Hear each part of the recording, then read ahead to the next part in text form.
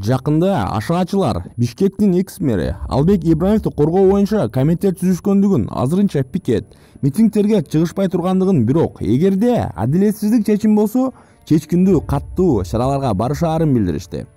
Алардын ойлору боюнча адилеттүү деген Албек Ибраевди сүттөн ак деп жарыялап бошотуу, адилетсиздик деген күнөөлөрүнө жараша эркинен ажыратуу экендигин түшүнүктүү. Ал эми азыркы ага коюлуп жаткан күнөөлөрдүн бир эле биренеси толук аныкталып, сотко жеткирилсе, экс-мэр эң кеминде 5-6 жылга темир тор арттын жагына жөнөтүлгөнү турат. Демек, тийиштүү органдар азырдан баштап ашыгачылардын чечкиндүү, каттуу чараларына даярдана берүүлөрү зарыл.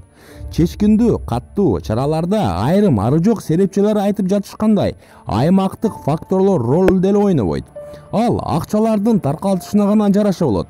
Рааматылык Салижан Жигитев айткандай, алардын акчасы көп. Акча берсе, эл жерди өрттөө ийгенден кайра тартпаган ала бармандарда жетишерлик. Булак Назар Ньюс.